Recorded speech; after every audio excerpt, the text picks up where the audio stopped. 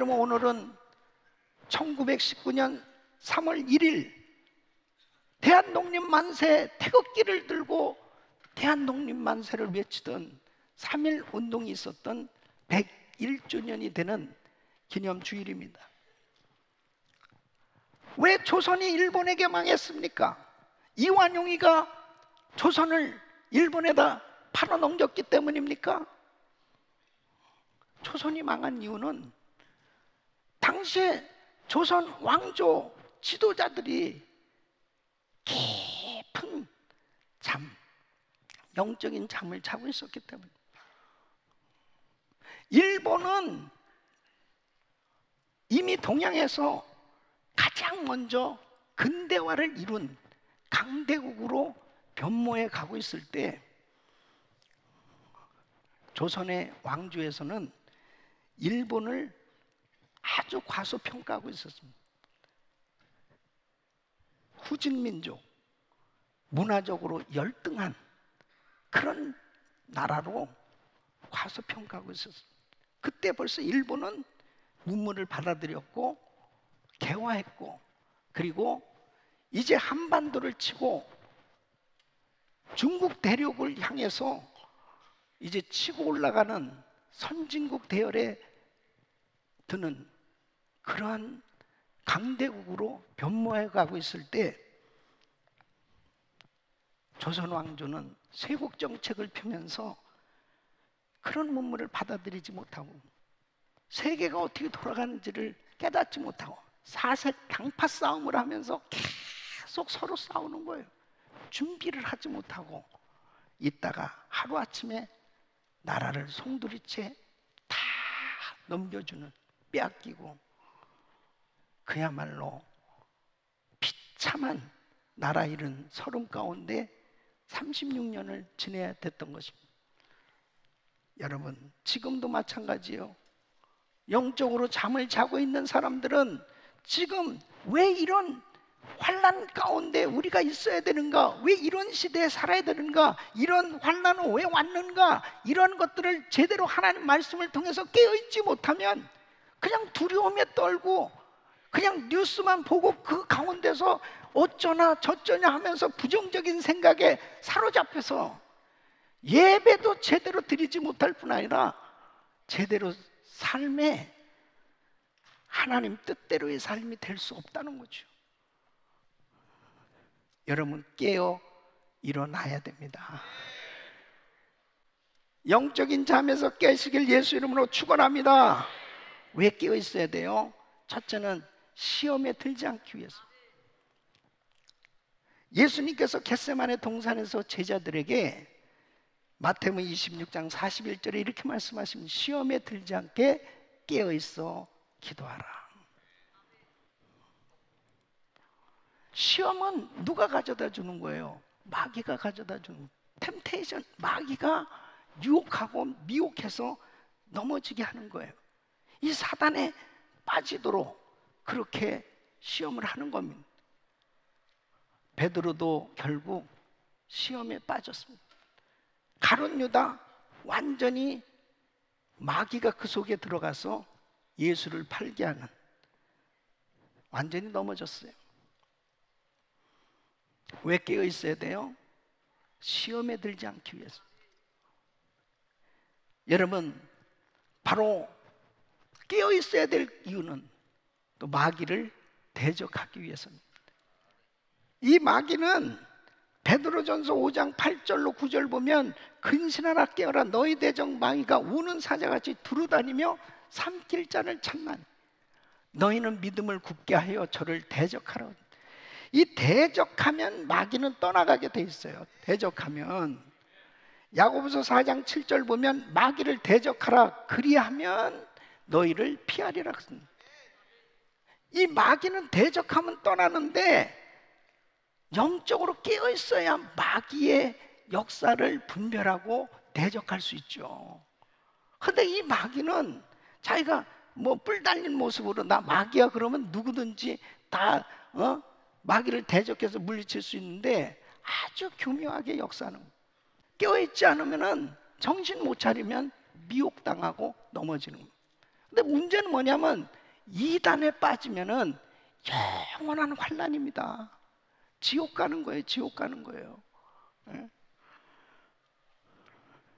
바른 신앙생활하기 위해서 깨어있어야 될 줄로 믿습니다. 영적으로 깨어있어야 자신의 신앙을 바로 분별할 수 있어요.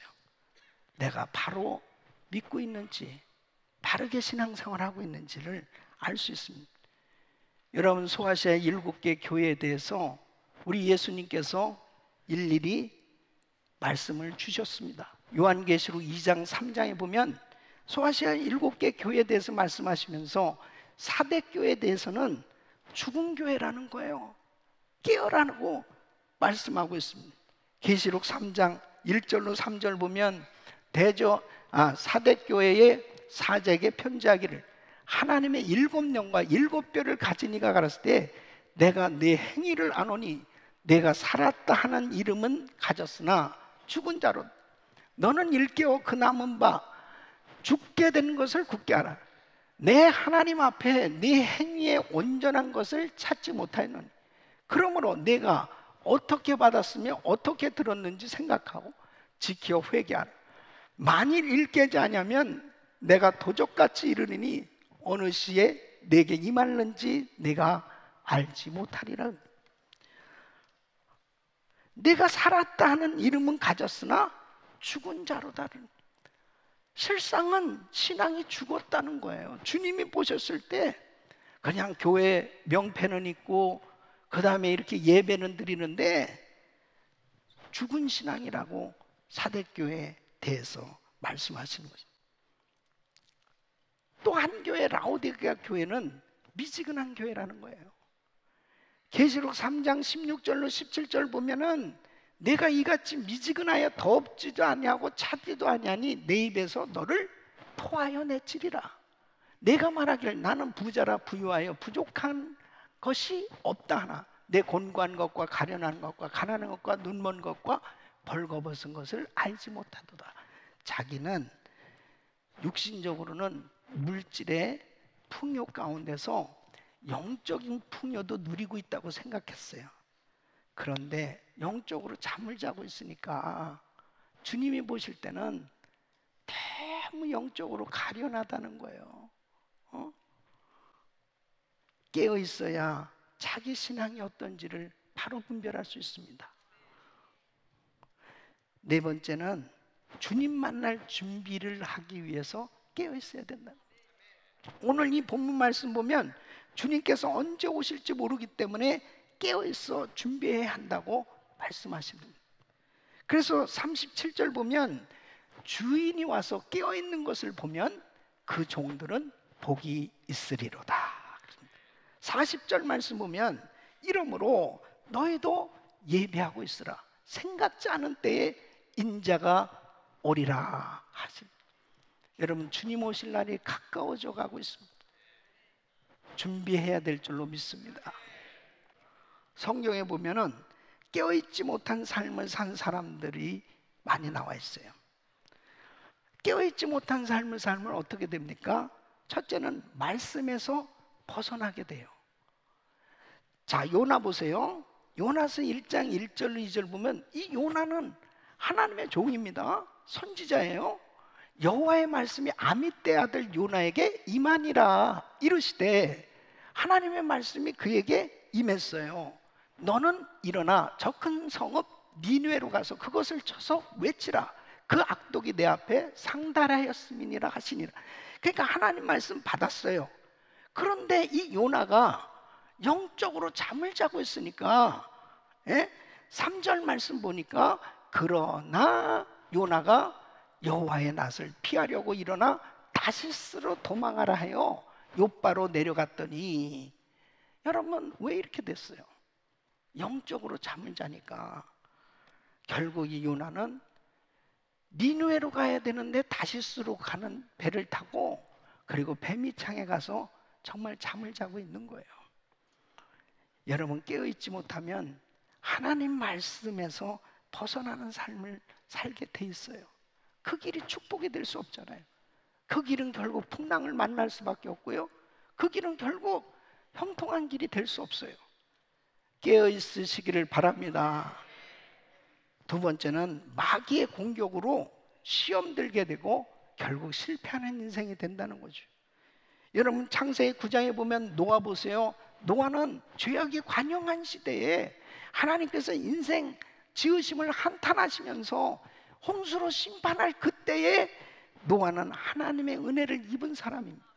그러니까 하나님의 은혜 가운데 있을 때 주의 음성을 들었어요. 방주를 준비하라고 말씀을 받았어요. 그리고 남들은 다 하나님의 뜻하고 상관없이 살 때 노아는 방주를 준비하면서 하나님 뜻대로 살았어요. 그래서 홍수 심판 이후에 이 가족들이 다 구원을 받습니다. 이제 구원받고 감사해서 예배도 드리고 이제 농사를 시작합니다.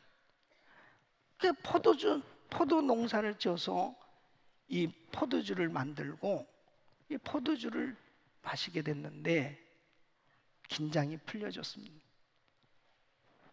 술에 취해서 옷을 벌거벗고 자는 그 모습이 아들들 가운데 누가 보게 됐냐면 함이 보게 됐습니다. 이 함이 자기 형제들한테 아버지가 어떠저쩌고 이렇게 하면서 이야기를 했습니다. 결국 너무 망신스러운 자기의 거룩한 모습이 보여진 것이 아니고 부끄러운 모습이 보여졌는데 그때 하나님 앞에 회개하는 것이 아니고 창세기 9장 25절 보면 이에 가로되 가나안은 저주를 받아 그 형제의 종들의 종이 되기를 원하노라. 얼마나 화가 났으면요 자기 자식을 저주하겠어요. 이게 뭐예요? 긴장이 풀렸어요. 그런 모습 가운데 철저히 회개하고 하나님 앞에 바로 세워져야 되는데 결국 마귀의 시험을 이기지 못하는 모습을 보게 됩니다. 성공했을 때, 잘 됐을 때, 편안할 때 그때 더 긴장하고 깨어있기를 예수 이름으로 축원합니다. 그래서 36절 보면 너희는 마치 그 주인이 혼인집에서 돌아와 문을 두드리면 곧 열어주려고 기다리는 사람과 같이 되라 그랬습니다. 깨어있어야 준비할 거 아니에요. 주인이 오셨을 때 정말 그 주인을 맞이할 수 있는 이러한 깨어있는 삶이 되시기를 예수 이름으로 축원합니다. 긴장 풀지 말고 정말 승리하는 삶이 돼야 되겠는데 어떻게 하면 어떻게 깨어있어야 하는가 아닙니까? 특별히 이번 이 코로나 바이러스는 정말 전 세계를 긴장시키고 있습니다. 전 세계가 지금 두려워하고 있는 거예요. 이런 가운데서 우리는 정말 어떻게 깨어있어야 되고 긴장 풀지 않고 승리하는 삶이 돼야 될 것이냐. 오늘 이 본문 말씀은 우리에게 해답을 주고 있습니다. 오늘 이 말씀을 들으시면서 확실하게 깨어 승리하는 삶 되시기를 예수 이름으로 축원합니다. 첫째는 허리에 띠를 띠고 깨어 있어야 한다는 것입니다. 자, 35절 말씀 보면 허리에 띠를 띠고 그랬습니다.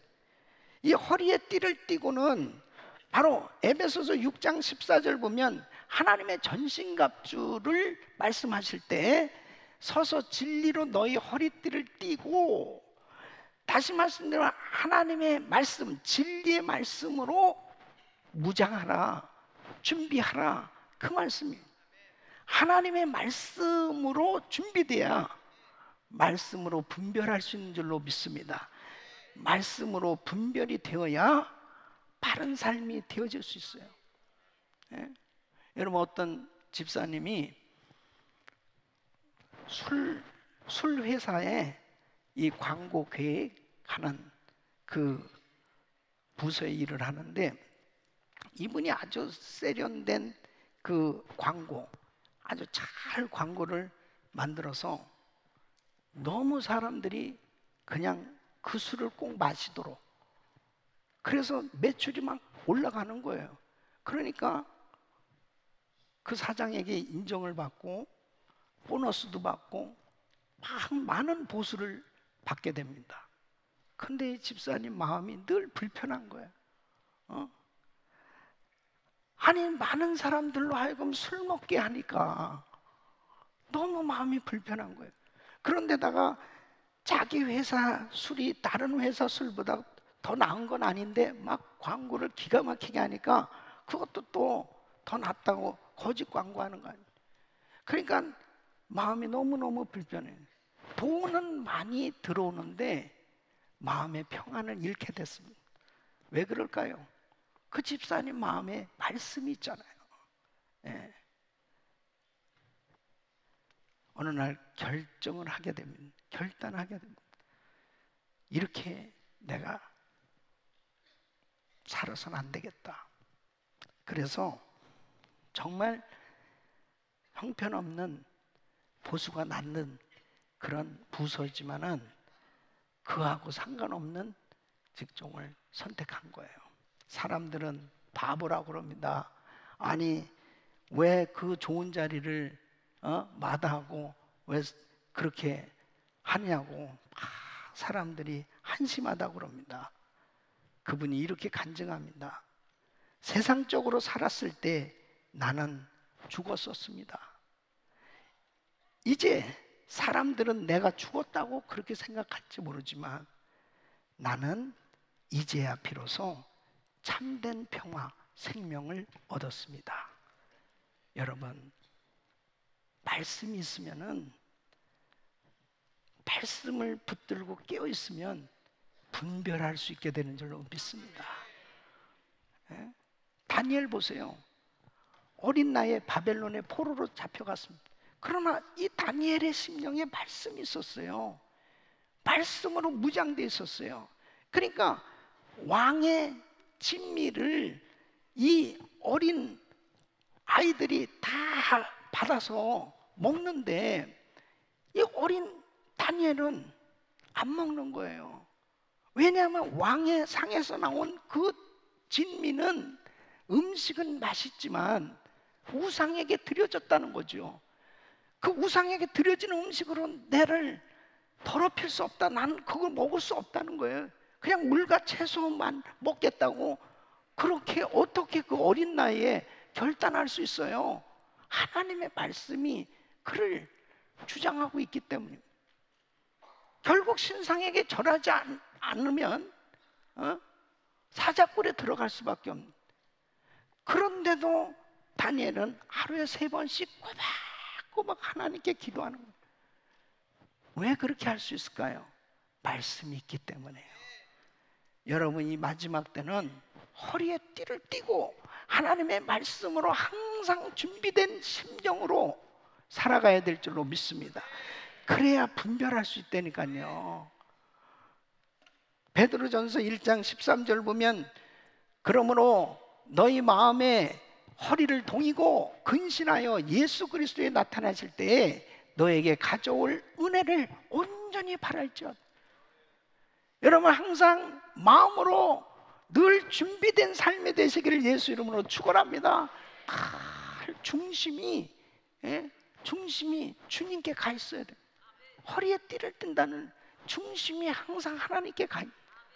하나님의 말씀으로 늘 준비되어져 있는 삶, 그렇게 말씀으로 깨어 있어야 이 시대에 어떤 환난과 시험이 우리에게 닥쳐와도 세상의 환경으로 해석하는 것이 아니고 말씀으로 해석해야 승리하는 줄로 믿습니다. 코로나 바이러스를 소멸케 하실 수 있는 분은 하나님밖에 없어요. 나라를 회복시켜 주실 분은 하나님밖에 없어요. 이 문제를 해결해 주실 수 있는 분은 등불을 켜고 깨어서 기도하는 사람들의 기도를 들으시고 하나님께서 이 땅을 고쳐주실 줄로 믿습니다. 마지막으로는 서서 깨어 있어야 한다는, 이 35절 말씀 보면 35절 허리에 띠를 띠고 등불을 켜고 서 있으라 그랬습니다. 이 서 있으라는 말은 무엇이든지 할 수 있는 자세, 언제든지 말씀하시면 시키는 대로 할 수 있는 이 자세가 바로 서 있는 자세야. 종들의 주인을 섬기는 자세는 서 있는 자세여야 한다. 여러분 38절에 이렇게 말씀하십니다. 주인이 혹 2경에나 혹 3경에 이르러서도 종들의 이가 차는 것을 보면 그 종들은 복이 있으리로다. 자, 이제 주인이 잔치집 갔다가 돌아오는 거예요. 근데 이 2경은 저녁 9시예요. 3경은 새벽 3시예요. 그러니까 저녁 9시에서 새벽 3시까지 가장 졸리고 정말 그때 쉴 때예요. 그런데 주인이 안 돌아왔어요. 그래서 주인이 오실 때까지 이 종들은 서서 깨어있었다. 그래가지고 새벽 1시에 와도 문을 얼른 열어줬을 때 그 주인이 얼마나 기뻐하겠냐 이거예요. 이것은 영적인 의미예요. 하나님의 교회는 항상 하나님의 말씀에 순종할 자세가 되어 있어야 돼요. 오늘 3.1운동 101주년 기념주일을 맞이해서 3.1운동 하면은 누가 제일 떠오릅니까?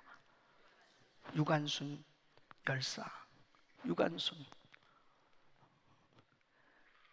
아니 17살 나이에, 이거 고등학교 2학년이거든요. 아주 어린 나이에 어떻게 그렇게 어른들도 하기 어려운 태극기를 가지고 계속 사람들을 격려하면서 조직적으로 이 만세운동을 하도록 그렇게 앞장서서 일을 할 수 있냐 말이에요. 그 어린 나이에. 그 이유가 있어요. 바로 그 심령에 하나님의 말씀이 있었어요. 예수님이 있었어요. 그의 할아버지는 일찍이 기독교를 받아들였습니다. 그의 아버지는 매봉교회를 설립할 때 개척 멤버입니다. 기독교 집안에서 신앙교육을 받았습니다. 그리고 이화학당으로 가게 됐을 때 그 지역에 샤프 선교사님이 추천을 했어요. 그래서 이 유관수는 신앙이 있었습니다. 그 어린 나이에 행동으로 의를 드러낼 수 있는 이 애국심이 어디 있었느냐. 불의를 못 참고 빛의 자녀로 그렇게 자기의 몸을 온전히 살라뜨릴 수 있는 그 희생을 할 수 있는 용기가 어디 있었느냐. 바로 하나님의 은혜의 힘입니다. 서서 깨어 있는 거예요. 행동하는 양심이에요. 18살에 감옥에 갇혀서 모진 고문을 당합니다. 회유와 뭐 말할 수 없는 여러 가지로 입만 열면 누가 그렇게 시켰냐고 말만 하면 너 살려줄게. 그런데도 끝까지 입을 열지 않고 고문을 당하다가 맞아서 죽습니다. 그 어린 나이에 죽으면서 남긴 말이 있어요. 나라에 바칠 목숨이 오직 하나밖에 없는 것만이 이 소녀의 유일한 슬픔입니다. 나라에 바칠 목숨이 오직 하나밖에 없는 것만이 이 소녀의 유일한 슬픔입니다. 18살 어린 소녀가 어떻게 이런 마음을 가지고 있습니까?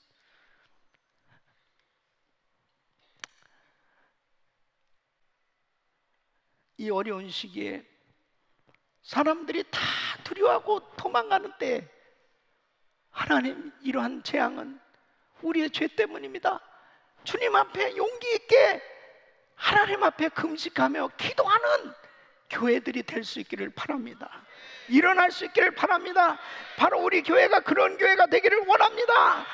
우리나라를 위해서 기도하고 지금도 바이러스로 인해서 고통당하고 있는 많은 사람들의 치유와 회복을 위해서 우리가 간절히 기도하고 하나님 앞에 더 용기 있게 한 번이라도 더 믿음으로 예배 드릴 수 있는, 그리고 주님이 말씀하시면 언제든지 순종할 수 있는 믿음의 사람들로 세워질 수 있기를 예수 이름으로 축원합니다.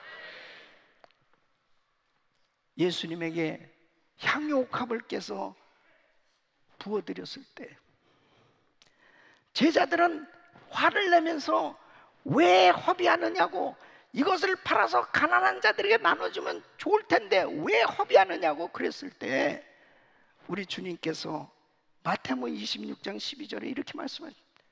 이 여자가 내 몸에 이 향유를 부은 것은 내 장사를 위하여 함이니라. 예수님 얼마 안 있으면 십자가를 지고 죽으셔야 돼요. 제자들조차도 모릅니다. 가까이 있는 제자들조차도 주님의 그 심정을 이해 못해요. 그런데 한 여인이 주님의 머리에 옥합을 붓는 거예요. 깨서 붓는 거예요. 주님이 얼마나 감동을 받으셨습니까? 항상 기회가 있는 게 아니죠. 항상 기회가 있는 게 아니에요. 항상 은혜 받을 기회가 있는 게 아닙니다. 항상 봉사할 기회가 있는 게 아닙니다. 항상 헌금할 기회가 있는 게 아니에요. 하나님 앞에 기회가 됐을 때 드려질 수 있기를 바라요. 그때 기념비적인 인생이 됐습니다. 이 여자의 행한 일을 복음이 전해지는 곳마다 말하라고 주님께서 축복하셨어요. 우리 사랑하는 성도 여러분, 이렇게 코로나 바이러스가 창궐하고 전 세계가 이렇게 위기 가운데 있을 때 이제 우리는 지금 무엇을 해야 되겠습니까? 주님 앞에 믿음으로 회개하며 기도할 수 있기를 바랍니다. 진실된 믿음으로 예배 드릴 수 있기를 바랍니다. 하나님 앞에 최선을 다해서 주님 오실 날을 준비하며 예배할 수 있는, 그리고 하나님 앞에 드려지는 삶이 되시기를 예수 이름으로 축원합니다. 기도하겠습니다.